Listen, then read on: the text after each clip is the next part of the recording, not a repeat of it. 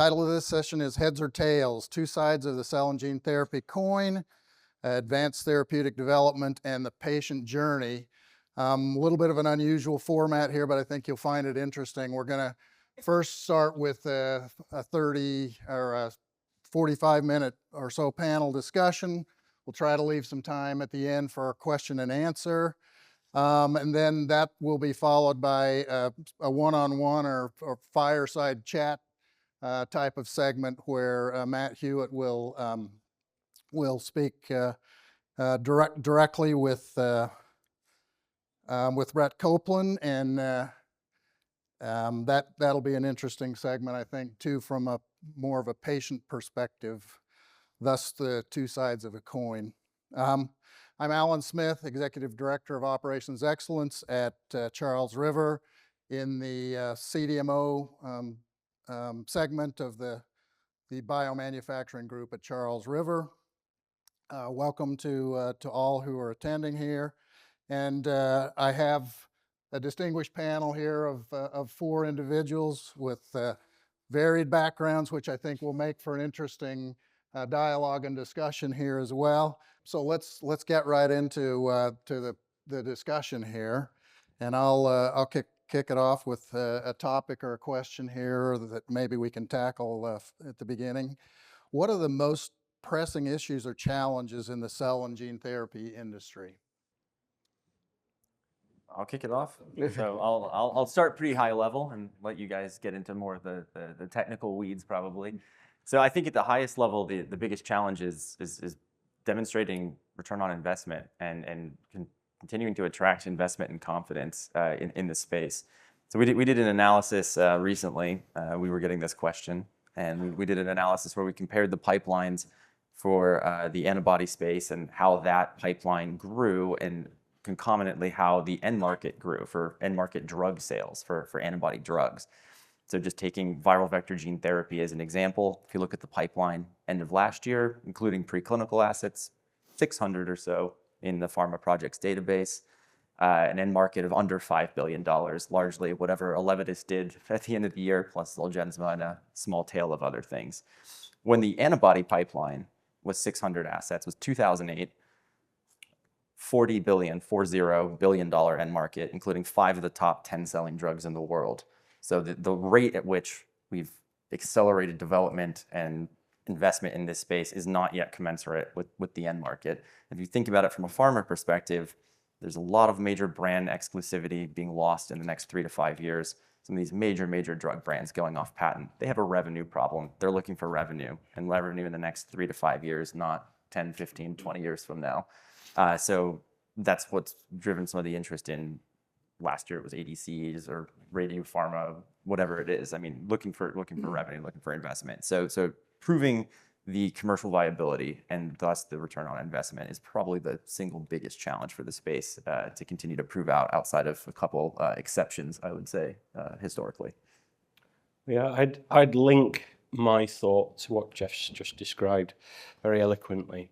I think from a therapeutic developer's perspective, access to high caliber funds when you need the capital to progress your assets development, I think there's been a mega challenge, as we all know, for the last couple of years. You know, there were some significant tailwinds adjacent to and direct upon the field, linked with COVID. I do think some businesses have really suffered off the back of that as things have cooled. I think, though, being able to demonstrate your value linked to what Jeff's described is the onus that sits upon the therapeutic developers. I think the market has consolidated heavily, and I think being able to translate what can be excellent science into value is the job that the therapeutics developers have sitting upon them. So I'd say, access to funds, but you've got to justify the access to the capital. Yeah. And just again, a continuation of that theme, I think over the last several years, we've always had regulatory approvals as the milestone for the industry. And we were always talking about Scott Gottlieb, the 25 and 25. And we're there. And I think we've missed the ball a little bit in saying at the end of the day, it's reimbursement from payers, the end market that you're talking about. So from an investor perspective, a couple of things have happened. To use the Dallas or Texas term, is this industry all hat and no cattle? It's this kind of sense of where's the there there? And I think we need to continue to demonstrate adoption, driving reimbursement for payers. And it's got to be a global solution too. It's got to be demonstrated. It's not just a first world technology. We have to demonstrate through a variety of problems that we'll unpack here a little bit, that this whole industry can deliver the value that Rob and Jeff talked about. Yeah, and I think as a whole, for gene-modified cell therapies, we have a cost of goods issue here. Certainly, there's no magic bullets to fix that immediately, especially with autologous cell therapies. But the long-term move towards allogeneic therapies will help that. Moving towards more automation-driven solutions will help that. On top of that, I think, though, there's another issue, which is I've heard numbers like, you hear different numbers, but 25% of patients that are actually eligible for therapies are moving on to actually get them. And so figuring out a way to better deliver the products to patients is also going to be important to make this all work. Yeah, great comments. I guess with that as a backdrop or background, how do you see this impacting drug developers in the space who are focused on trying to get these products to market, and sort of how do we ensure that those developers are successful in implementation of their pursuits that are going to drive commercial success or commercial feasibility, drive down cost of goods, that sort of thing. Share your thoughts on that follow on, if you would. Maybe I'll jump in. I think there's a couple things I would point to. The flow of capital. The therapeutic development process is complicated. There's the initial milestones, first in man, getting those experiments done, getting them done well with the right endpoints so that cash can flow. There can be a value inflection, and then another seed of investment going into those companies. In the last few years, with the capital markets being what they were, what I think we've been seeing is that the cost of cash was high, so it was sitting a little bit on the sidelines. There were a lot of sort of rationalized portfolios that were moving forward. Best therapy assets should prevail, and perhaps they have. But from an investor perspective, trying to find that next value inflection, either it is a partnership with a pharma or a commercial launch of the product, they've been slow. And part of that is where the cash and capital has flown to. It's flown up market. There's been a dearth in that middle market, and then seed funding is starting to pick up a little bit. So therapy developers, it's been a little bit of a cold spell, but I think that the cash is going to start to normalize in the next year, maybe year and a half. Yeah, I mean, we see a lot of the same things. The question that it drives for me, and Rob, Joe, I'd love to hear you guys' thoughts on this, is in a capital-constrained environment where you're a company that knows maybe it should start process development early, it should think about industrializing and think about scaling, but it's capital-constrained, probably doesn't have as many dollars to spend as it would like.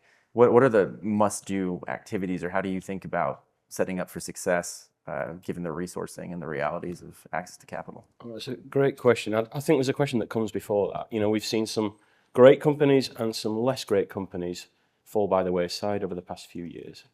I think the foundational question needs to be, for therapeutics of this nature that we know are expensive and complicated to manufacture, what problem is it that we're trying to solve? Are there other modalities that could be employed? What do you really need to develop a cell or gene therapy? In some cases, you absolutely do. There have been some stellar commercial launches, some real strong return on investment that I think has given the field quite a lot of cause for hope. But those indications were really carefully selected. You need a pure play gene therapy to make those targets. And without those therapies, people will suffer a most horrendous outcome, an inevitable death. So I think choosing the indication, being really intentional about what it is you're trying to do, not just now in terms of your development, but also looking ahead to, the point at which I launch this therapeutic. What's the market going to look like? What am I going to be competing against? What are physician sentiments going to be at that point? How can I start to, I've got my reference to Anthony's 3 Ps, around the patients and the payers in particular, what's the willingness to pay going to look like relative to the current solutions in the market for physicians to choose from, and how do I generate value? How do I translate what can be great science into value?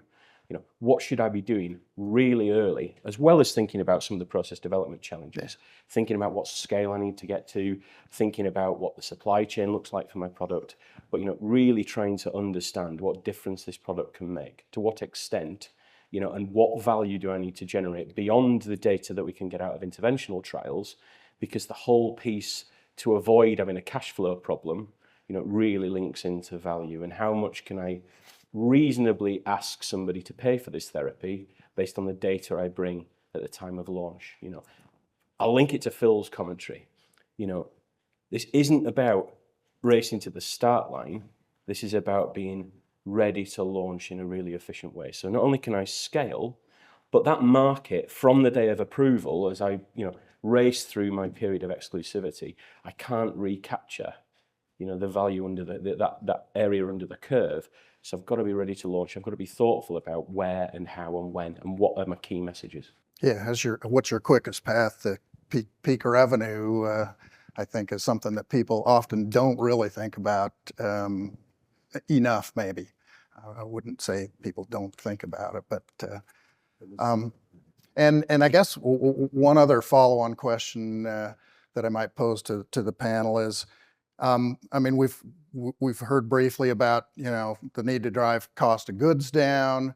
One way to do that is to automate processes, that sort of thing. But then the automation part is capital intensive, may slow things down, which then poses a bit of a tug of war there for resource, that sort of thing too. So any thoughts or comments along those lines? What are the levers we can pull in essence to drive COGS down, and then how do the use of those levers pose challenges from a developer timeline perspective, et cetera? Yeah, so I think as a follow-on from a couple of things that Jeff and Anthony said, I think there's a need to, in an area where you have a dearth of capital, you need to spend that capital wisely. And I think some of the choices you make about manufacturing process and should I make versus buy, should I build my own manufacturing facility, those obviously need to be well thought out decisions. Certainly automation is a path forward ultimately to drive down cost of goods, but can be very expensive in the short term as well. It could be very capital intensive to purchase the equipment. And so far also a lot of the developers of automation have ended up with disposable sets that are also quite expensive. So we end up in a situation where in the short term, implementing some of those things comes with some cost associated with them and some pain. In the long run, they're good. I think the other thing that I would tie this to is a need to be smart about the spending of your capital relative to your phase of development. Certainly, there are things that one can do in an early phase of clinical development of cell therapy that can simplify to gain that body of data that's necessary to drive the later term investment for readiness for pivotal studies and preparation for commercialization. So I think that's how I think of, the challenge. It's a difficult challenge. Can I jump in? As a life science investor, I think a lot of us have talked about two things. One, we're building the plane while we fly it as an industry, figuring out the biology and the engineering. And conventional wisdom has always been, if we sort out the biology, demonstrate therapeutic effectiveness, that we can drive towards the right potency, we understand modes of delivery, the supply chain, the rest is just an engineering problem. And the problem that we're facing as an industry, I think, is that the biology, we have not resolved all of the biological questions. So there's a lot of process development that still needs to get done. And process development from the context of, yes, it's biology. Biology is hard. You push on the cell this side, something happens on the other side. We don't understand it. Try to figure it out. So those are very, very complex engineering problems. thinking like an engineer, we should also be thinking, how would we take engineering principles to the biology and, take steps of manufacturing out? Don't try to optimize them. Simplify. We've got to shorten timelines. We've got to do.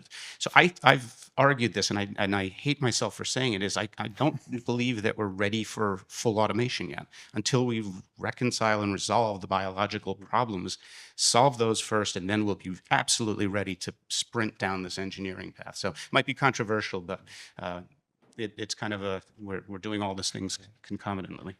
I think part of it as well, back to what problem is it that I'm trying to solve for and how am I going to solve for it? I think, automation will be great. We're seeing loads of innovation. We're seeing that really sort of come to bear now. I think some of the designations we'll come on to talk about in a minute. The FDA are opening the door to understand the technologies more, understand the impact, potential risk, and how they're going to, enable and continue to support compliant manufacturing.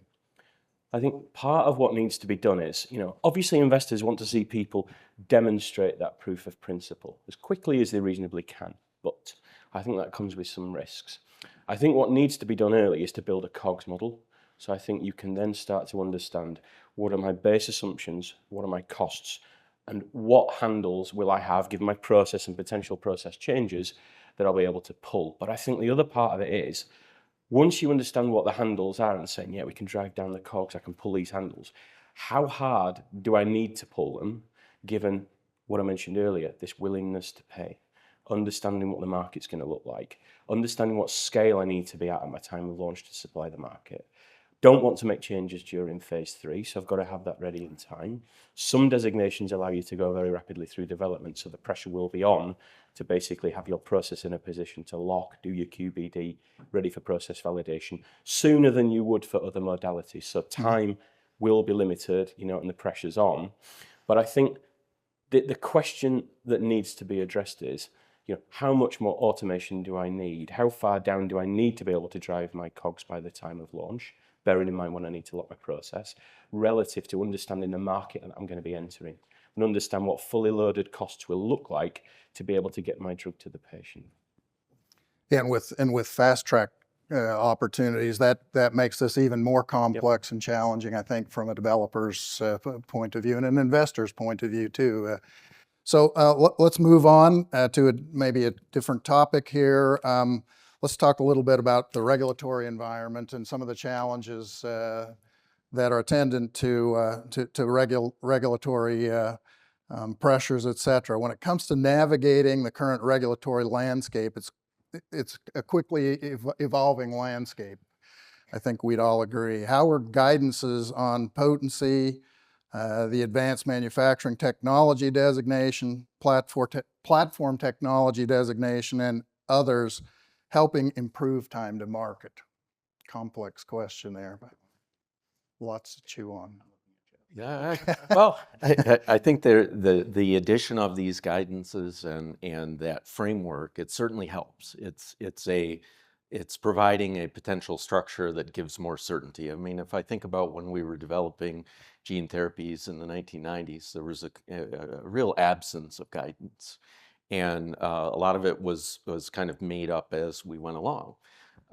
Certainly, this is providing a framework for allowing a developer to have a little bit more certainty for what is best practice. And certainly forums like we're at today and discussions about analytical technologies and approaches to process validation for advanced therapies, all of that is helping. It's not definitive. I think we need more examples of success and commercialization success that will help pave a path, such as Jeff mentioned about monoclonal antibodies. Like you look at that, right? I mean, when we were talking about monoclonal antibodies in the 90s, it was a bit uncertain. How do you do this? And I think it's a trail well blazed. And maybe we're at that same point really with advanced therapies now. I think it's great. I mean, you've got to acknowledge the agency have worked so hard over the last few years. Despite a massive increase in workload during COVID, they've lost people to industry. There's been a turnover there. To have restaffed, made the structural changes that they have, and be able to support all these INDs and BLAs and pre-INDs and Interacts, is testament to how strategically they thought about the scale of market they're going to have to support in terms of sponsors approaching them. I think CAT has been a really great mechanism. I think that one of the downsides of the CAT was that you didn't necessarily have a definitive clock by which you had to respond. But we found them generally timely, and highly willing to engage. And a lot of folks from the agency turned up, to be more aware of the technology that's being developed. I think we've got to sort of wait and see a little bit and watch the space with things like AMT, but there is a definitive clock. We're doing a few support for AMT designation submissions at the moment, and we've got to wait and see a little bit. But I think in terms of comparability guidance, potency guidance, I think they've been great, because at least people are more clear in terms of expectations around what they need to be able to demonstrate, and also the time at which they need to be able to demonstrate it. And we'll link that to some of the designations and things, and advanced breakthrough that can accelerate your time to commercialization or your time to approval. And just sort of remind with some caution that these things always take longer and are more difficult to solve for than we think, especially in some particular cases. Start developing your potency assay early, because there now is definitive guidance around what the expectations are, when you'll need to have validated it. So I think it's been helpful framework to inform disciplined product development. I'm thinking about Rob's point about the different levers and costs that you have available to you, and one that comes up again and again when we model out total cost of ownership for tools or services businesses is really the constraint around how many the autologous cell therapy space. This idea of kind of one batch per suite at a time, and that it turns out drives a significant requirement to scale out, and the capital and the fixed cost and the labor costs that are attenuated with that become very untenable quickly. If you think about last year, we probably treated with commercial CAR-Ts maybe 10,000, 11,000 patients probably globally. We're driving into solid tumors, we're driving into autoimmune. These are all much larger indication spaces. We currently have supply constraint with the inline products. This is a big lever that I see, and looking forward to some guidance on and some clarification on when and how to parallel process within a given suite, because we need to be able to use GMP space is expensive. We need to be able to use it much more efficiently, and otherwise the scaling out will become entirely cost prohibitive for these larger indications. Maybe a real fast observation. I know we're short on time, but No, go ahead. That's what this is for. You said something really important. I think that regulatory bodies have seemingly evolved from the enforcers to the assisters and the helpful,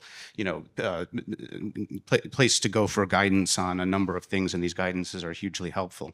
The one gap that I still see is they are technical approvers and safety approvers, but there's not a lot of consideration yet given to, well, what is the ultimate market in cost of goods and reimbursability, and what does this do from a health economics perspective? That's coming, and that's really helpful. I know in Europe with the HTA authorization, they're starting to read that, couple those a little bit more tightly, so that there is a benefit assessment that's made during the process of approval. And I'm still on the fence of like, okay, well, how would that look in the US? How would that look in other geographies? And is that a good thing or a bad thing? Should we keep those separate, or should we bring them together? So that's a question I'd love to tap into at some point with somebody. Anyone? Let's move on to a follow-up here, I guess, and since we're on the regulatory theme, are we making progress on multi-jurisdictional regulatory harmonization? What are your thoughts? Maybe I'll start, because I ran this program at ISCT in Paris a couple of years ago, and we had regulators, we had payers, we had everybody on the stage, and the one thing they push back on is, let's not say the harmonization. That's a word that regulators don't like to use because of the ICH guidelines. But having said that, yes, there is a very strong cooperation across geographies now to, it's not full data portability, it's not full data package sort of enablement across the geographies, but the conversations are happening. The problem, which is interesting, is not a technical skill set or even a regulatory governance problem. It is the legislative process that gives those people the power to do what they do, which is causing a lot of difficulty in, quote, harmonizing. I think it's an interesting. I think Phil's covered it really well. I think we see some one-way recognition, we see some mutual recognition. You know, Phil's made a great point about the H word, but I still think, you know, we've got to watch this space where HTA and joint clinical assessment in my part of the world, you know, is very much a sort of wait and see. There's no perfect solution to any of these things. But I think regulators will still want to own responsibility for what they review and approve in their jurisdiction. I think the burden of responsibility still sits with them. And I feel like they are on a teeter-totter in some respects, right? I mean, they have tremendous pressure to approve, you know, these therapies that have life-saving capabilities for people who had no hope or little or no hope. But balancing that with safety, and which is obviously their first directive is patient safety, and I think that puts them in a challenging position. And Rob, your comment resonates with me in that, I mean, the number of applications for clinical trials is just burgeoning. And they're trying to balance that with putting guidances out. You know, they have time restrictions on responses to IND applications, et cetera. It's not an easy position for the regulators to be in many ways. So it is challenging. Let's move on to another topic here, which I'll be really keen to see what the panel has to say here. What are your thoughts on centralized versus decentralized manufacturing? Particularly if maybe you could point to your thoughts on pros and cons, and maybe even going a little further, is a decentralized paradigm really feasible? Yeah, it's a great question. I mean, I think it's not black or white. I think it's a continuum from centralized, maybe one facility, to something truly decentralized, call it point of care. There's a very broad continuum. So what do we mean by decentralized manufacturing? I think we're already driving toward, at least in the cell therapy space, a more regionalized model. So for me, the question really becomes, is the juice worth the squeeze to go all the way to that one extreme? I mean, just the chain of custody, the supply chain, the quality systems, who's going to own the risk? There's a lot of questions that effectively what you're trying to solve for is vein-to-vein time for patients, and potentially costs or some elements of cost. But are there other ways to get at that? I think I hinted at one with being able to better utilize suite space and parallel process there.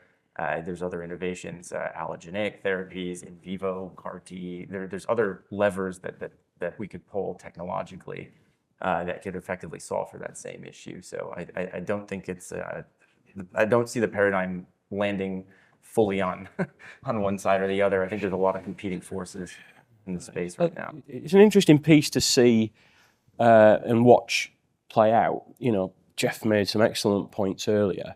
You know, as you are basically growing the value base of the asset that you're developing, you know, you've got one eye in the future towards, am I going to commercialize this myself? Am I going to partner it?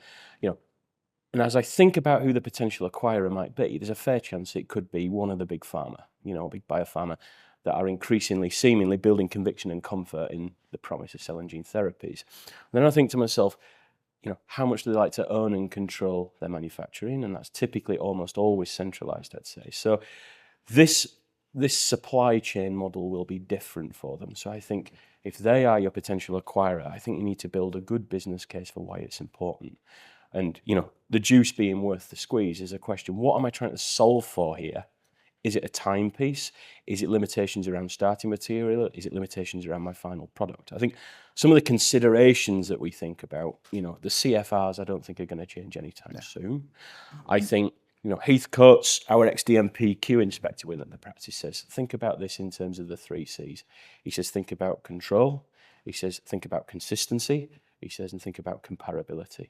So I think if you've got the right use case where this is the best way to solve for it, and you can math it out and you can make the logistics work, and you'll have some novelties around infrastructure and control, and I think some of the control of your starting material, its identity and its custody, you know, the impact of the environment on being able to maximize suite occupancy and suite efficiency are some of the things to think about. And I think in some cases, it will solve for some unique challenges. But I think you've really got to weigh it against what am I getting back from all this investment? How much of my COGS are actually related to employing a decentralized model rather than centralized? How much can I knock the COGS down by thinking about, automation, and how much labor is contributing to the cost of manufacture? So I think you need a really clear use case for choosing it. Yeah, and control of the product is a key element of this. Certainly the current regulatory framework, there's no guidance about decentralized manufacturing, right? Like what would that look like? It certainly doesn't fit with the current approach of we make a product, we release test it, we go through various stages that are meant to ensure the quality of the product. And it's difficult for me to see how to apply that to a truly decentralized manufacturing model. I might be dating myself, but there's an old Saturday Night Live skit, and the punchline is basically, is it a floor wax or is it a dessert topping? And they argue this back and forth. and the reason I raise that is, like, these therapies, it really depends. Does it follow originally the transplant regulations or the drug regulations? So we have to kind of marry these up. The question I have is whether it's distributed or centralized is wholly dependent on the type of therapy that it ends up being. Maybe not what we're making today, but what it is. The more autologous, the more transplant-like, the more it's amenable to distributed manufacturing. I'm more curious about what about bedside manufacturing, right? So minimal manipulation, doing what will the regulators ultimately allow, kind of that hybrid between the transplant and the drug regulations. And I just don't know where that's going to land. So I'd love to see a bench side product, but I don't know if I'm going to see it in the next 3, 5, 7, 10 years. I thought I saw a twinkle in your eye, Rob, on that. No? Okay. Let's move on to manufacturing scalability. How will you utilizing closed and automated technologies while implementing next-gen analytics help to scale manufacturing? And then maybe a follow-on to that, how does this compare with cell or between cell and gene therapies? I'm happy to jump in. Look, a lot of people that I've talked to in the industry over the years, start with the dream. What's the dream? It's a process that allows sort of release by exception.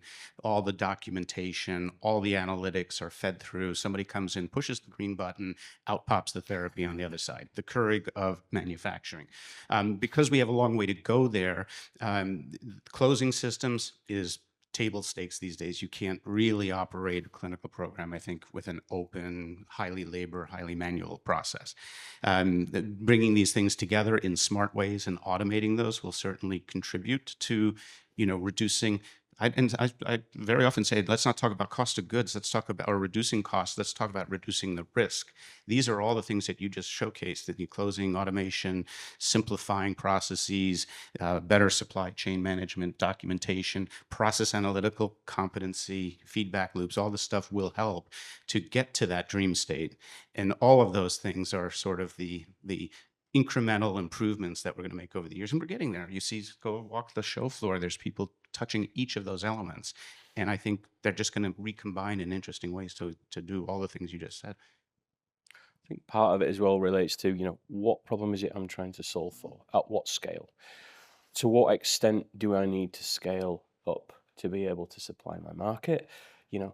How much is going to be in terms of being able to benefit from the economies of scale by running bigger batches, albeit being able to control for the risks around these big expensive batches relative to, generating multiple batches. And I think, part of this has got to be as well, in terms of understanding how I supply my market at launch, how do I then, as I further penetrate my market, with a great sales force and, push my way from right to left in terms of the treatment paradigm and open my market up further, how am I going to think about scaling where that's concerned as well? And always, even from the start, thinking about comparability, thinking about both manufacturing process comparability and the timing of it, and also thinking about what analytical methods am I going to be employing at the time that I want to lock the process? What methods do I want to evaluate? So I think a big part of this is, good fiscal control, good timeline planning and execution, but planning all this relative to, working back from time of approval and time of launch. So a lot of the products today still, if you think about this automation perspective, right, and it's great. You mentioned it, Phil. Out pops the product. But one of the challenges that I see is I still work a lot with companies on how does that product get to the patient and into their vein. And I see a lack of kind of consistency. It's all over the map. Sites using water baths still and a wet bulb thermometer. You know, we can talk about automation for the manufacturing and the testing, but I think we need to look at holistically the entire process. And if it's autologous, it's both the front end and the back end.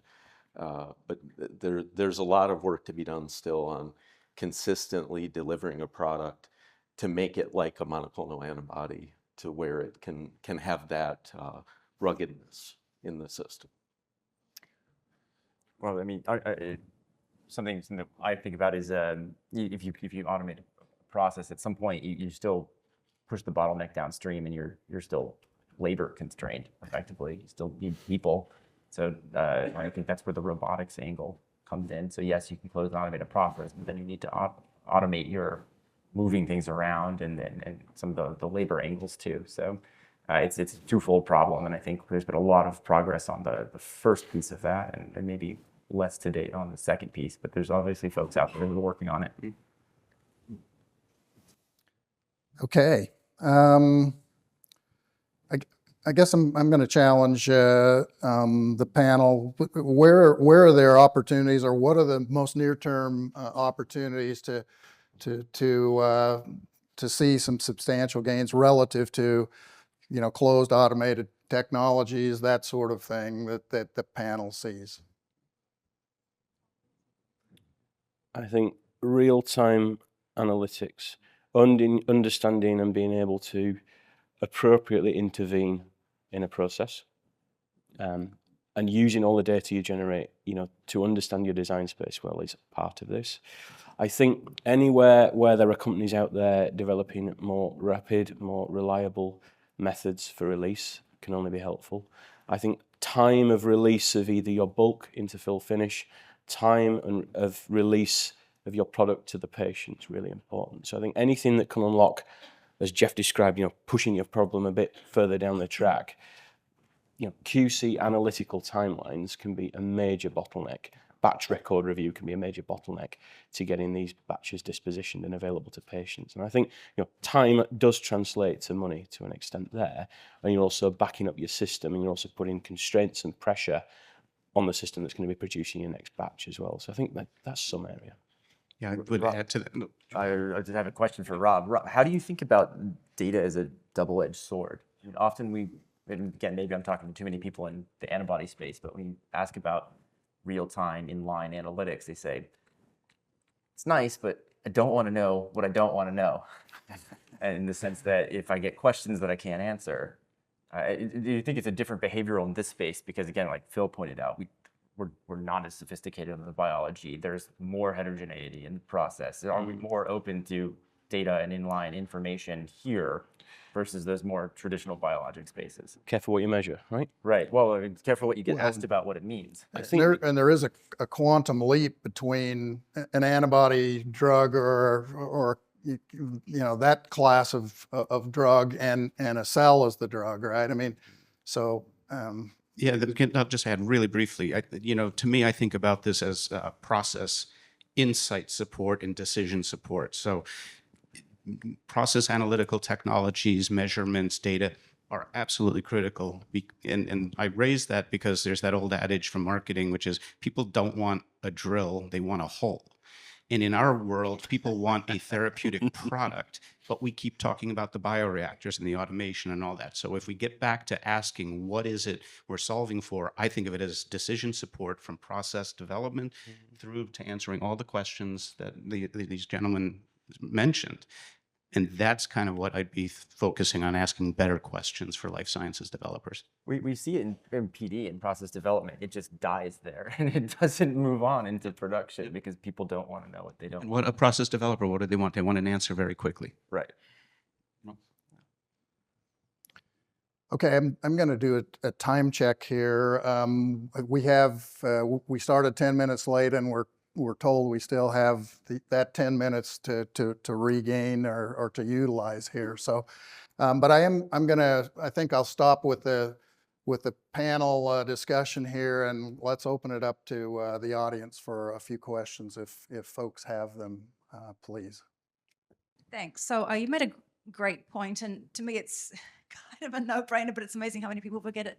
That is, when you think about what indication to go into, think about comparative advantage. So when I was at J&J, we had every modality at our fingertips, and I remember the head of cardiovascular said, if I had a small molecule to solve the problem, that's what I'd use every time. Just because you've got a hammer doesn't mean that you treat everything like a nail. So be very, very thoughtful. Think about how you can compete with a cell or gene therapy. That should be kind of the last resort. Ideally you'd have an oral pill, right? But so that's, again, no brainer, but it's amazing how often it's overlooked. Phil, you made that, I guess you said it was a controversial point, and it's only partially controversial. You talked about automation it's really not being the be all and end all. I agree, maybe it's premature to think about end-to-end automation because we're not quite ready for Biopharma 4.0. That's aspirational. Nonetheless, there are huge opportunities and huge gains to be made for automating unit operations. So think about, again, what are your biggest bottlenecks, the biggest cost drivers? That's where you focus on. Eventually we'll get to the Biopharma 4.0 and catch up with the rest of the, industrialized world, but, baby steps. So again, I agree with that. I think the automobile automation is an example. They come out with refreshes in the cars every few years. They don't build a new factory for that. But some of the tools and techs that we see being introduced here would require a rebuild of a factory to make the product. And we can't continue that. So we need an Industry 4.0 solution. Yeah. And last comment for the gentleman who said, data is a double-edged sword. And I do know that once you start getting into GMP and regulatory things, you've got to be very, very careful about what experiment you do because if you don't like the data, or whether you do or don't. I'm just bringing a customer perspective because we ask all the no, time. We do all this perspective. market work. We say, why haven't you moved further down toward the Biopharma 4.0? And they all say, we don't want to know what we don't want to know. Well, you can't. But that's going to bite you just because you can't bury your head like an ostrich in the sand. But if it's got regulatory implications, I was kind of shocked as a naive, scientist who asked this question some years ago. Why wouldn't you do those experiments? Well, because, so I get it. But during process development, when it's pre-GMP, that's okay. You don't need to necessarily report that. So, I know there's a cost benefit balance between how much data you collect, but ideally more is more, as long as you're doing the experiments correctly. But I think that's caveated to some degree by making the right linkage to understand the impact of change, that sort of thing too. So other questions out there? I've got one for the panel, if I may. What are you looking for as bellwethers of inflection point, one way or another, in the industry? Are there any launches, uptakes? I've got my own list. I'm curious to see what you're tracking as a indicator, if you will. Yeah, I'll be positive and say I'm looking forward in earnest to more successful commercial launches and less horrible launches. I think that's what is not only going to drive comfort and enthusiasm and investment into the field, but that's the piece that's going to pull through all the ancillary businesses that are totally reliant on these therapeutic commercial successes. I'll add I'd like to see cash flow back into that no man's land in that $5 to $10 million investment. Seeds there, 50 million is there. Like the mega rounds, Phil? Yeah, it's hard to raise that $10-15 million now, and once cash flows back there, that's going to be a sign that there's signs of life for the industry. Yeah. I think in the gene modified cell therapy space, I'd love to see a product get approved that really focuses on cost of goods. That most of all of them so far have been big impact but big cost of goods, and it would be great to see a case of something moving forward that would really move the needle on that front. Last call before we go to the next segment. Okay, we'll disperse the panel. Thank you for your thoughtful discussion. And we'll turn the time over to Matt Hewitt for the next segment of the program.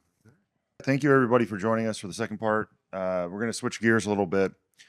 And I think we've heard a lot of interesting commentary about, the field and where we're going and what we've been doing and the challenges and, the promise. But one thing, and I've been in this space, well, first of all, Matt Hewitt, for anybody that doesn't know me, I'm technical officer for the manufacturing business division at Charles River. Been in this space for some time, I would say. And just to kick off, I do remember a while back we were having discussions about can we actually commercialize these therapies? And I remember sitting in a room once with a lot of folks who had a lot more gray hair than me at the time. And they told us, they said, the data that you're showing in cell and gene therapy, because they had gathered both sides. And at that time I was on the AAV gene therapy side. And they said, you're showing really great data, but we're just not really confident you'll ever be able to commercialize this. And, this was gathered because the time there were some key decisions that were coming up, primarily in the academic space, about how much the academics wanted to commit towards advanced therapies. And it's something we talk more and more about now, that we've obviously moved beyond that conversation and we've launched multiple products. And now we're at a point where we're talking about, what's the value proposition we're offering to patients, and then how do we reimburse them correctly? And then one thing Brett and I will talk about a little bit is cost and his experience in this space from a rare disease perspective. And there's a lot of cost. There's a lot of talk about COGS. I was reminded recently, probably about 6 months ago, that price of drugs and COGS are not the same, and actually they're very disconnected. So I think we need to work on COGS, and Brett and I are going to jump into that a little bit, as well as the regulatory front. But we need to realize as well that the main thing we're moving forward on for success is presenting the right value proposition to patients. And this is not only in oncology, but we'll talk about Brett's experience as well, and how that value proposition has impacted him and his journey to do that. So Brett, I'm going to allow you to introduce yourself finally, and then we'll hop into it. Thanks. My name is Brett Kopelan, and actually I've been in the drug development industry for 17 years now, right after my daughter was born with a particularly severe form of something called Epidermolysis Bullosa. There was no pharmaceutical interest, there was no biotechnology interest, so I got into the investment space very, very quickly. And I do like to have the drill, just so you know, Phil. So, one thing we talk about scale. In rare disease, there's no scale. You're not going to ever get to that point. I mean, your scaling is from 4 patients a month to 10 patients a month, right? So you're not really ever going to really get to an economy of scale or drive your costs down all that much. And you're going to charge payers a lot of money. And so be it, because value, right? We have to move from pricing to value. That's the narrative that has to change right now. And let me tell you, as an industry, you guys are getting your butts kicked when it comes to, what value is. But is it a quality of life? Thankfully, we're moving away from qualities at this point, because how do you define quality in an individual? Same diagnosis, totally different qualities of life, right? So what aspect of that are you changing? So we start looking at symptom relief. So we, in our space, have the first redosable gene therapy on the market. And actually, I would argue that it was probably one of the most successful launches of a gene therapy out there. But when you talk to the investment community, because I do talk to private equity quite a bit, they said, well, you only got 150, 200 patients on this drug. And I was like, yes, but they launched it 60 days ago, right? And if you're talking about getting 8-9% of the entire market within that time frame, if it was Intel with a new chip, you'd be trading them up 250%. Oh boy, I thought I turned that off. Oh, it's just the wife. So looking at it from an investment point of view, though, because Phil's the guy that, takes my products away from me, dilutes us all the way out. But we're the ones making the initial judgment on what's the value going to be down the line. So it's an interesting space. And my life started off as a clinical psychologist. So, now if I knew where I'd be now, I wish I paid attention in chemistry and organic, bio and organic chem instead of caring how people feel. Oh, yeah, that's a good one. Yeah, so we were going to talk about briefly, just to talk with you about, nothing is linear on anybody's journey. That's true. And, how you're sitting up here with me. I mean, Brett and I met a couple years ago, as some of us do, at a meeting like this, but not in this setting, actually. It was on the golf course. So, then we played some more golf together, of course. And then we would hang out afterwards and have a couple drinks, have some meals, and in between, just talking about life, we would come back to work every once in a while and talk about different things that were on our minds. And I think quickly I realized, especially last year, that Brett has, as he said, I mean, clinical psychologist, and now being neck deep in this space, has a very interesting experience and perspective and journey. And so that's what we want to talk about. So maybe briefly, just kind of your origin story. We kind of half joking last night, this is his Marvel movie. So this is your chance to tell us. Sure. Are you Batman? I mean, I wish my story was be able to pull in the box office money the way they did, for sure. But listen, it was back in 2007. My wife had a normal pregnancy. She was 2 weeks late. And then we had to go get some Pitocin. At that point, beautiful, girl. She scored very high on the APGAR, so I knew she was going to Columbia because we were New York City brats. And she was pretty enough to get the modeling contract to pay for Columbia. So I did what any good father does. After a few hours, I went out, met some friends, and worked on my next hangover to celebrate. And then I got the call. It was about 7-8 hours after she was born. My wife said, they took her to the NICU. I don't know what's going on. I'm freaking out. She was born missing skin bilaterally on her feet and the back of one hand. And I said, don't worry about it. Infections run rampant in hospitals. They're probably just protecting her. So let's not worry about it. The next morning, when we both went into the NICU, she was in her own room. She was in the isolette and isolated from everyone else. And the only way I can describe it is that the world fell out from underneath my feet. I mean, it's really just like gone. She had blisters all over her body, which did not exist the night before. Next 10 days, we're ruling out every disease possible. They didn't know if she would ever get out of the hospital. If she would live 24 hours, they had no idea. And then we got lucky. Now, this is the Upper West Side of Manhattan, where you figure, there's some knowledge there, right? We were told that she was overcooked. That was the official diagnosis at the time. I call that a waste of 2 physicians' medical school. There is no doubt about that. So we got lucky in that a pediatric dermatologist happened to be walking the floor of the NICU, happened to hear them say blistering, and she said, I think it's epidermolysis bullosa. And she happened to have experience with one of the leading KOLs at Northwestern. So this was about 11 days after we got the diagnosis. And so the first thing they said, it's recessive, dystrophic, inability to produce collagen 7. And so the first thing I did is ran to the nearest telephone. My brother's a physician. I said, Adam, they think it's, couldn't pronounce it. This is what. And he said, what type? I said, recessive dystrophic. And he said, oh, shit. Right? Click, ran to Google, not your friend.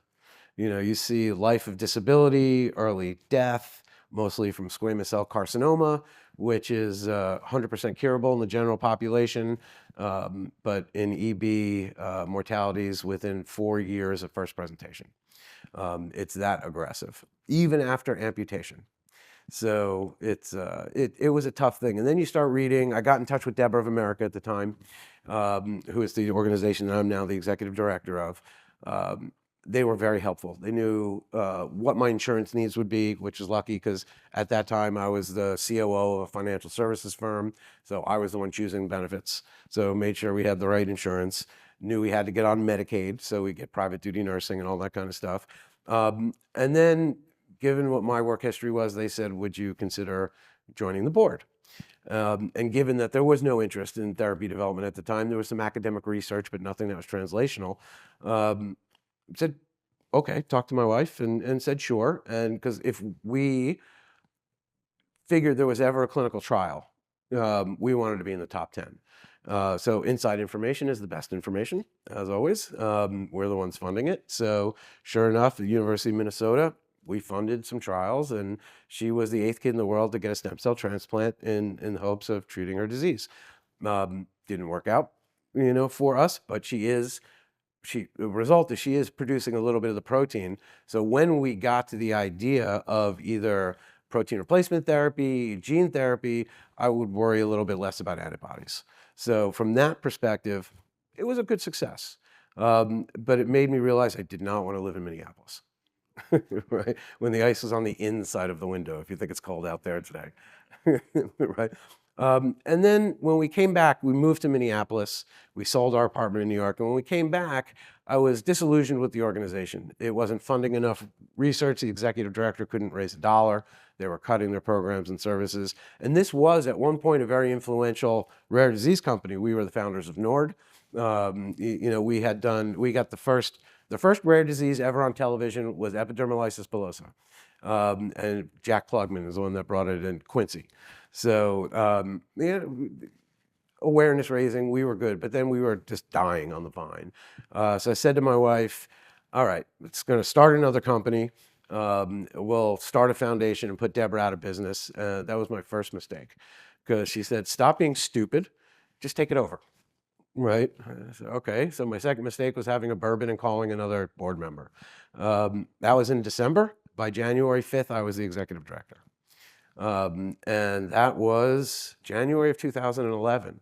And since then, we now have one gene therapy on the market. We have a second autologous approach looking for approval in the end of April. And we have as a second drug, a wound healing cream. So we've done some pretty great stuff in a very short period of time while making sure that these kids are staying healthy enough to be able to take advantage of the drugs when they come to market. I mean, it's a great journey and it's still going on. When we talked about this before, I mean, in that process of, getting to where we're at now, you've done a lot of advocating at many different levels. Yeah. And maybe walk us through that a little bit, both from, the regulatory side, certainly, but then, payer, because now, you're, as you said, New York brat, Minneapolis, now you're in Colorado. Yeah. And then also, we've talked about this before, that you've been traipsing the halls of the Capitol as well in DC and meeting with very folks. So what has it been like to, advocate not only for, your daughter, but, in a whole, indication in and of itself, but also rare disease in general? Well, I thought it was important to build an ecosystem. It's not just about funding research, and I'm never going to be able to fund the drug all the way through. It's just not what a nonprofit could do in a rare disease. So to build the ecosystem from legislative priorities, PRV, MVP Act, all this stuff, making sure there are incentives for rare diseases, N of ones, all that. Because with the right policies, with the right regulatory pathway, rising tide, brings all boats up, and, you get a nice sail and some wind behind, and you get to go. So I felt it was, very important not just to fund the early research, but to get out there and make sure that the entire ecosystem was there that allowed for better drug development, more timely drug development. And to give you an example, we did from inception to approval in under 7 years of our gene therapy, right? So how do we do that?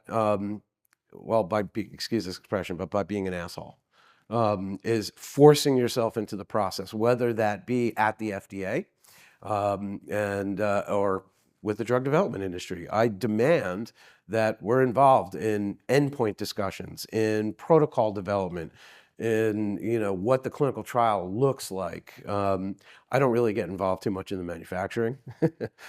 Right, it's the one area that I can't actually do. But from a harmonization, we just actually had a very big win with the FDA, where we have a clinical trial, allogeneic cell therapy, where in Europe it's a 6-month interventional period.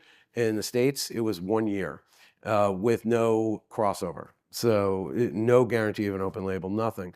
So arguing with the FDA, we won and they harmonized it. So because the argument was these people are never going to recruit this trial, right? If they had got to be in it with no guarantee of getting the active ingredient. So we won that. And patient advocacy groups are the ones that do that, not biotech, right? I'll give you an example. I've written part of a BLA. I get intimately involved, and whether that's with Nicole Verdun or Peter Marks or Cavazzoni, one of our drugs got a CRL, so I wrote to then Janet Woodcock, who I was lucky enough to sit on panels with and stuff like that, and said, you guys really messed this up, right? Because this company hit its primary endpoints and you denied it with a CRL. That just makes no sense. You've hurt investment into rare disease, right? That led to meetings with Peter Marks and Cavazzoni. The drug is now on the market. And it's not quite Exondys 51, but we have the ability to play a part in the FDA by educating them about the disease. Look, as a rare disease patient, we are more willing to take on risk for an unknown benefit. And it is incredibly important to understand that, because we know what the future is going to be even without a natural history study, right? And so willing to take the risk. We thought we were probably going to lose our daughter during a bone marrow transplant, but we had to swing for the fences. And we still swing for the fences with investing in early stage companies when other VC firms or even early stage won't. There might not be an animal model, so forget it. Right? Or we have mouse models and stuff like that. Or now it's human models that are the most important. So we're still swinging for the fences because we need 6 therapies on the market.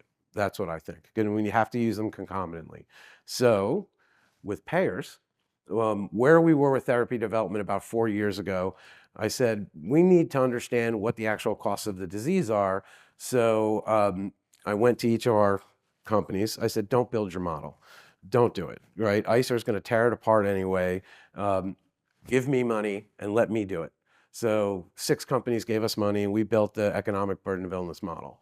But in the end, we're not lowering healthcare utilization rates right off the bat, right? You got to look at a 7-year to 10-year time horizon. And I've made that argument in front of CMS. We'll see. There's only so much, I'd love to buy a $72 million house, but I don't have the budget. So, what can you do? Got to figure that out. Yeah. And how did you end up in Colorado?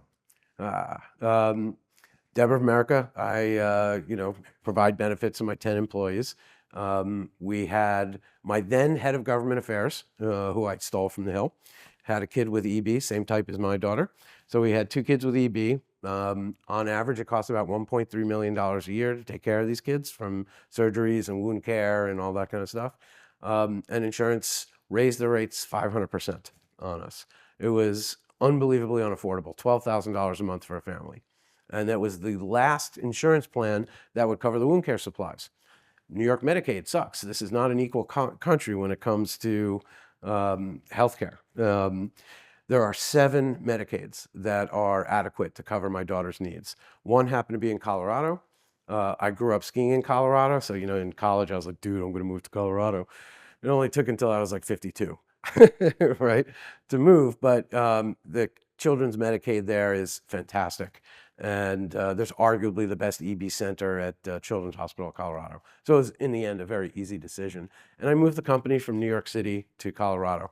I'm lucky. I'm able to do that. Most people are not. And on the Hill, because you spent a lot of time up there. Yeah, unfortunately. Yeah. Yeah. And without getting into details and different allegiances, et cetera, what's been the perception, or what's been the what kind of audience have you received? Are they favorable? They don't like it. They don't want to talk about it. What's the Both deal? sides of the aisle, both sides have good and bad. It's sort of like the autism spectrum, right, to a very large degree. You'll have your people there that, I'll give you an example without giving names. I was there for PDUFA reauthorization, right? And I'm talking with a congresswoman, and oh, I'm definitely for this. 45 minutes later, she votes no on the floor. So look, they all want to help children, right? They all really want to move diseases forward. And sometimes I get surprised who is more willing to help and who is not. Of course, it depends on the piece of legislation. I mean, and they're pretty obvious. Medicaid expansions, where that's going to go. Not so well.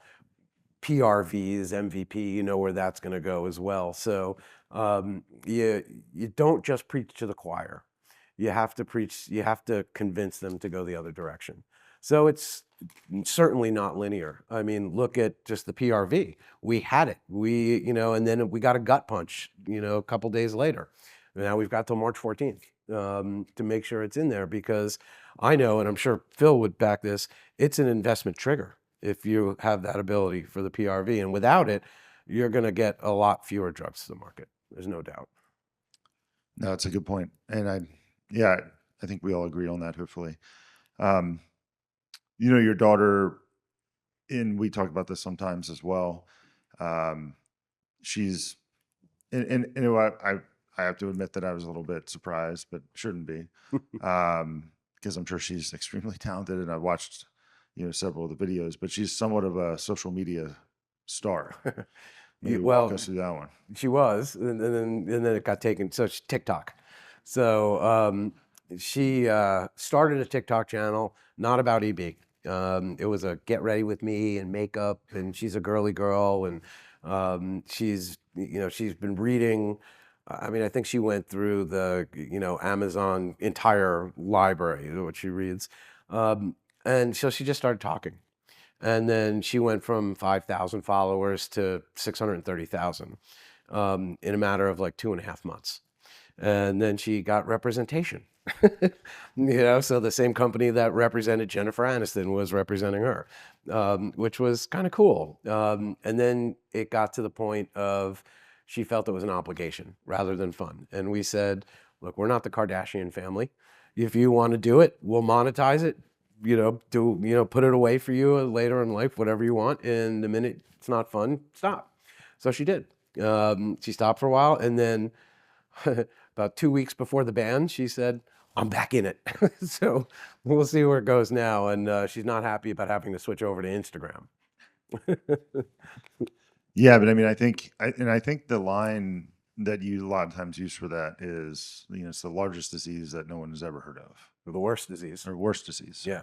And I mean, I think hopefully you feel as well that, and maybe that's how your daughter felt, that this is a way to kind of get her perspective in this disease out there to a larger audience as well. I think it started off out of loneliness, right? Because the disease can be isolating. She's wheelchair bound. She looks different. She's full of bandages. She may have wounds on her face. So she doesn't make friends easily.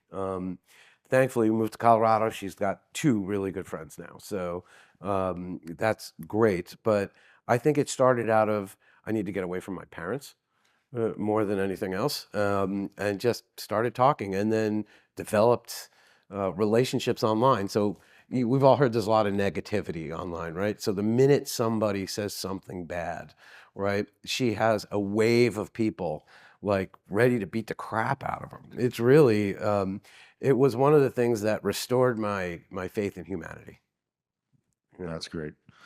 And, we were kind of talking about this in the prior panel, but you seem to be pretty positive about the future here. Is that how you feel? Is this, and we're all talking about the current constrained environment, but that especially hits hard on some of the rare indications as well as EB. But how are you feeling about that going forward? I think, my biggest concern is investment, right? And the lack thereof or the difficulty of it. I mean, my prior life was, getting on my knees and begging for money and starting companies and all that, so I understand it. But that's my biggest concern. And I think one of the problems is understanding what a successful launch means, right? And I don't think that has been communicated well by industry. At all, because private equity, I could tell you, the 28-year-old analyst does not understand it. They have no idea, because I'm on 2 to 3 calls a week talking about cell and gene therapy market. I think that I don't want to say it's a silver bullet, right? So my cousin has transfusion dependent beta thalassemia, and she's not getting on the drugs. She treats it well enough, right? According to her, she doesn't want to take the risk.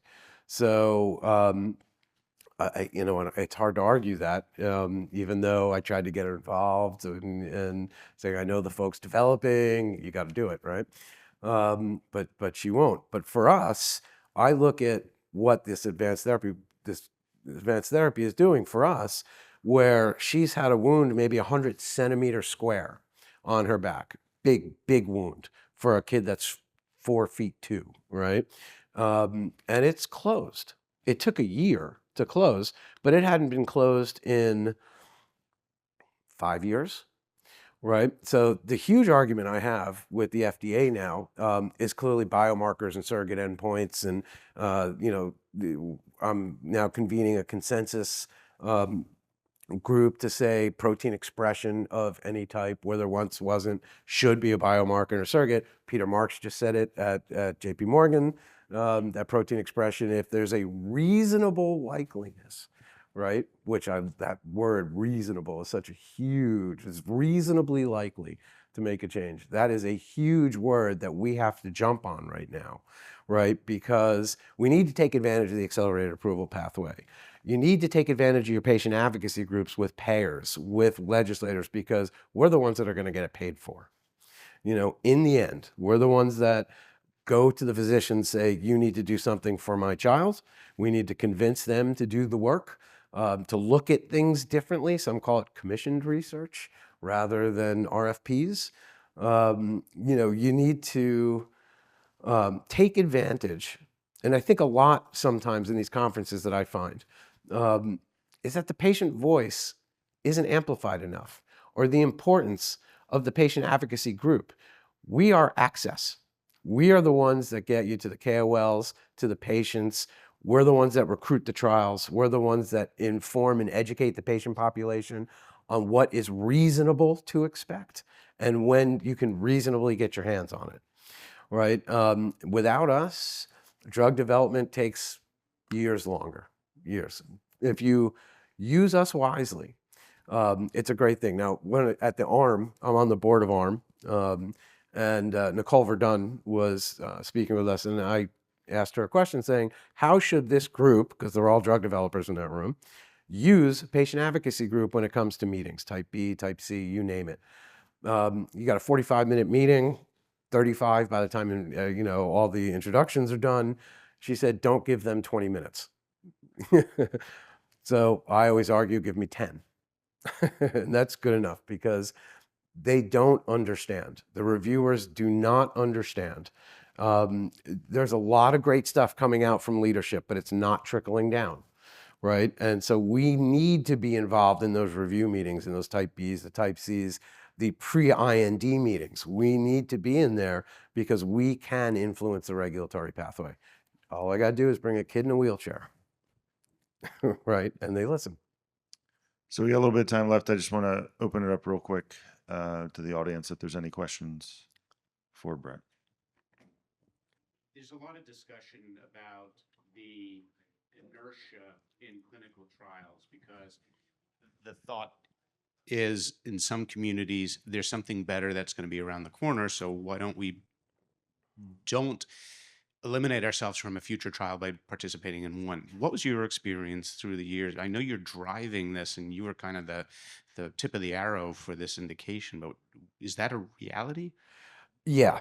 So, and also, just as there's vaccine skepticism, There are some people that won't eat GMO corn, right? So do I want, you know, they don't understand germline editing and all that kind of stuff. But what I say to the patient population is if you don't participate in clinical trials now, investment stops. And if you can't get these drugs even through somehow, not even to approval, just through to phase 3, whatever it may be, that investment will dry up and you will never get a treatment. Now, what we tend to find, it's the same group of people that go through clinical trials, right?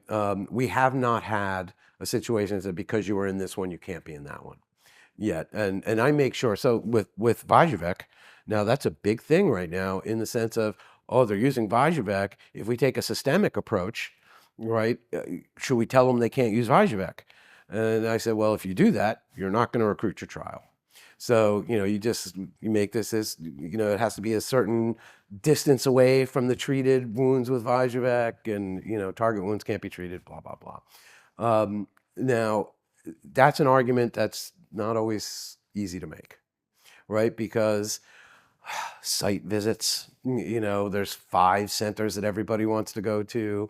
You have to travel to them. We used to have to travel from New York City to Cincinnati before we moved. And, you know, we wanted to get into the Vyjuvek trial, but we would have had to, well, it was the open label version. We would have had to move to California for 3 months, right? So we couldn't do that. So, I mean, there are barriers that have to, you know, the hurdles, I guess would be a better way to put it, rather than barriers that we have to address. But I think the more the patients understand no future treatment, that's the key. How long follow-up do you have to do for these trials to follow up the patient? That's a cost incurred. Yeah, you know, I think it depends on which one. I think it's 10 for the gene. The cell therapy is 17 months, I think. You know, one of the things that I'm doing now, I started a new and we're creating a registry now for rare and ultra rare, to get away from the red caps, to get away from keystroke entry, rare disease, ultra rare. They'll never create a natural history study. It's too cost intense. So the concept is to aggregate health records, bring in the AI component. But here's the different patient advocacy group focused. They are your marketing channel for this to give facility to the patient. They can aggregate their health records because they're going to 5 different centers. So imagine trying to come up with a treatment plan. You're a pediatrician trying to come up with a treatment plan if, even on Epic, they're unable to see all the different records. So to provide that, to give patient data ownership, that's the other thing. Revenue shares with the patient advocacy group. So it's sitting in a production environment. How is that going so far? Well, you know, we're self-funding at the moment. It's, like I said, it's in a production environment. We've got synthetic data that we're going to start using and then go out and pitching it around. No, it's great. I mean, it's something that we talked about all the time, and with regards to, you know, the cost and fragmentation of the registries, and then also, you know, generally we always talk about that in terms of the harmonization, if we want to use the H word as we were calling it before, and regulatory. So, and yeah, I mean, I think that the harmonization, if we're going to call it that, of the regulatory is always a good goal. But I think, as Rob, pointed out very, very correctly, you know, the regulators, whether they admit it or not, there is a little bit of ego involved in having, you know, being the first or being the one that's making that decision. Yeah. And I think the ownership is the right word as well. So how do you see, if that goes forward, how do you see that potential, you know, whatever we want to call it? We're going to use the H word right now, harmonization of that. Is that something you want to see? Is it moving? Ideally, but you know, look, what I think is the FDA is actually more flexible than EMA. So we have to lead the way. And what I have found with the FDA in most cases is that they're a very good partner. You know, that they're open to listening. You know, I've gotten into several arguments with them. You know, 100% wound closure is the gold standard for EB, which is insane. You know, that's based out of the burn market without a genetic reason for healing. And so the argument with them was, if I have a wound that doesn't heal, and then I show 50% wound closure or 25% wound closure, that's the definition of efficacy, right? And then they get into the argument of method of action. I said, tell me how acetaminophen works, right? And then you get into there's nothing out there that shows clinical benefit. So we published a paper. It said reduction in itch and reduction in pain, site-specific pain, not generalized, site-specific. So now we've been able to move away from 100% wound closure, and they've listened, right? But you have to know how to develop the data and how to do it timely and effectively and quickly. And then they'll listen, right? And always have a kid with a wheelchair next to you. Joe. I'd just like to ask you to expand on something. So you mentioned, I think early in your description of the disease, that it's $1.3 million a year to treat or care for. Yeah, standard of care. So what I'd like you to generalize on is, do you think that investment in rare disease or ultra rare is hindered by having a lack of data about what the real cost of the disease is? And is that one of the things you were sort of alluding to, that, oh, people didn't understand what the lifespan cost of this is? Right. It's getting at value, right? Like if you have a therapy that costs $500,000, certainly if when you compare the cost versus the value of a cure or at least an improvement in life circumstances, what does that look like for EB? Well, you need the data, you need to make the argument, but you also have to make the argument that there's a time horizon to pay attention to reduction in healthcare utilization. So cost, I mean, you're going to be in the red for a period of time. There's no doubt from a payer perspective. And then the biggest argument we get is, churn rates in insurance is 18 months. So why should Blue Cross Blue Shield pay the $3 million and Aetna gets the benefit, down the road? And, so far the answer has been, well, because the reverse will be true. So it'll all come out in the wash, right? It's a terrible argument, right? But we're so early in these advanced therapies, I don't think we've been able to see the true cost benefit yet, right? I think you really do need a 7 to 10 year horizon, because I can tell you our healthcare cost utilization has not decreased. Has not decreased, and we've been on this for a year and 4 months, right? And we don't anticipate it. Actually, the cost is increasing for us right now. So what's the right argument? Is it a quality? But I don't think you can standardize, quality of life. And how, in rare disease, this is where the patient advocacy groups come in, because they can survey, and they could say 60% of our patients think quality is this, and 30% of our patients think quality is that. That's the only argument we're going to be able to make. And unfortunately, with economic realities, it's not a great argument. And I don't see a better one right now, unfortunately. Well, with that, I think we're going to wrap up, and I appreciate everybody coming and staying for both sessions. And if you have any questions, mainly for Brett, obviously, not for me, he'll be around. Thank you all. Thank you.